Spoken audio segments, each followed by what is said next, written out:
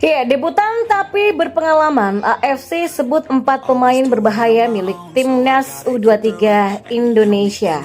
Siapa saja? Timnas Indonesia naik kelas di benua Asia. Erick Thohir mengatakan ASEAN bukan level kita. Gara-gara ngebet ingin kalahkan Timnas Indonesia U23, Timnas Jordania U23 minta bantuan kepada Timnas Vietnam. Dan inilah 7 pemain label Eropa ini yang sempat tolak tawaran bela Timnas Indonesia. Kini ada yang berubah, pikiran sedang proses naturalisasi. Berikut akan kami coba rangkum berita terbaru dan terhangat seputar Timnas Indonesia. Simak kabar selengkapnya di kanal Berita Bola hanya untuk Anda.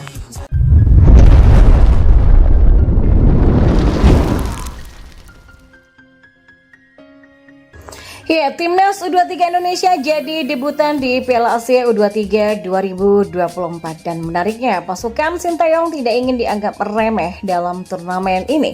Mereka datang ke Qatar dengan memasang target tinggi untuk lolos ke Olimpiade 2024. Syaratnya Garuda Muda harus jadi salah satu dari 3 tim terbaik di turnamen.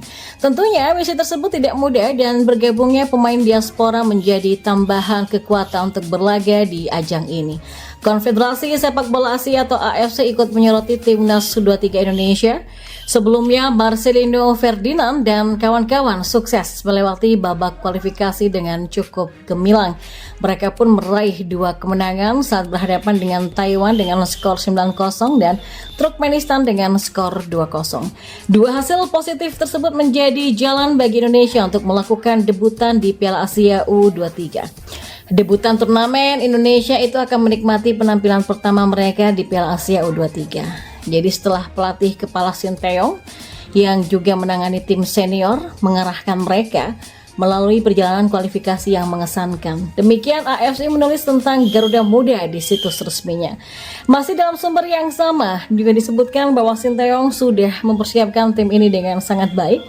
Salah satunya dengan membawa pemain muda yang sudah promosi ke timnas senior. Di sisi lain, Timnas Indonesia juga disebut tengah naik kelas di benua Asia usai menjadi negara dengan kenaikan peringkat FIFA tertinggi di dunia pada April 2024. Timnas Indonesia menunjukkan pencapaian tertinggi pada jeda internasional 18 sampai 26 Maret 2024. Indonesia tercatat sebagai negara dengan kenaikan ranking FIFA tertinggi di dunia. Skuad Garuda naik 8 peringkat dan mendapatkan tambahan 30,04 poin. Hasil tersebut didapat Indonesia usai melumat Vietnam dalam 2 pertemuan di kualifikasi Piala Dunia 2026. Kemenangan tipis 1-0 didapat atas Vietnam di SUGBK pada 21 Maret 2024, lalu tim Merah Putih menang telak 3-0 di Stadion Midin Hanoi pada 26 Maret 2024. Ya, keberadaan pemain naturalisasi dinilai membuat Indonesia layak bersanding di level 2 benua Asia. Ketua Umum PSSI Erick Thohir juga menyambut positif kenaikan ranking FIFA Indonesia. Menurutnya Indonesia masih harus melangkah lebih jauh untuk juara di level Asia. Erick Thohir juga menegaskan bahwa Asia Tenggara bukan lagi menjadi level utama yang dikejar Indonesia. Menteri BUMN itu juga menyebut turnamen sekelas Piala AFF hanya sebagai trial saja. Ia menekankan jika target PSSI ingin Indonesia menembus 100 besar dunia dalam 3 tahun ke depan.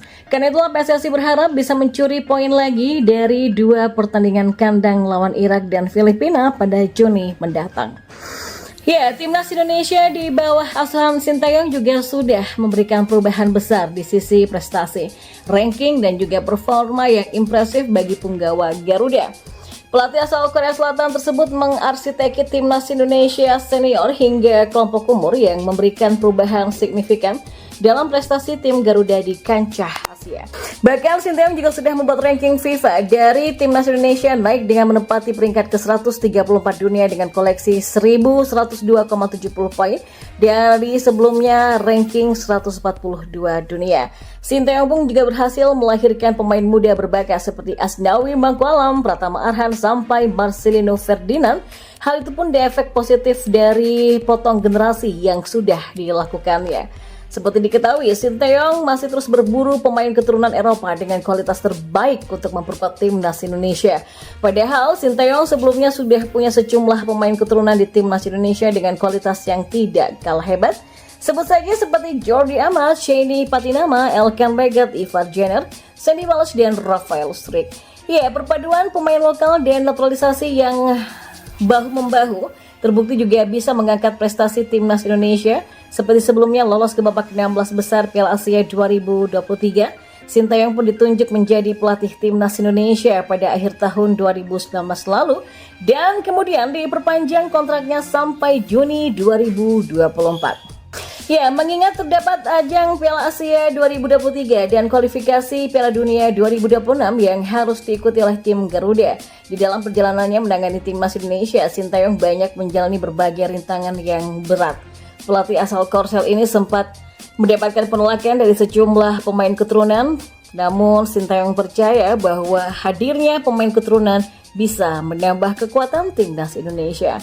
Ya, mantan pelatih asal Korsel pada Piala Dunia 2018 ini pun lewat dukungan PSSI sampai terbang ke Eropa untuk memantau pemain yang sudah dibidik. Dan inilah deretan pemain keturunan yang sempat menolak tawaran membela timnas Indonesia. Siapa saja? Yang pertama, Miss Hilgers. Ya, Sinteyong jatuh hati atas kemampuan dari Miss Hilgers, namun kesulitan untuk melakukan proses naturalisasi ke pemain Twente FC, klub divisi pertama Liga Belanda ini.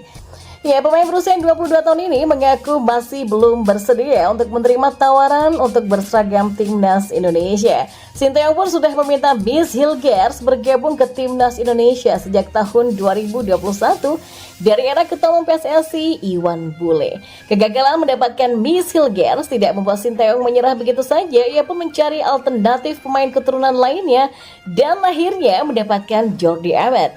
Miss Hilgers sebetulnya cukup tertarik untuk membela timnas Indonesia, tapi keluarganya justru tak merestui sang anak untuk pindah ke warga negaraan.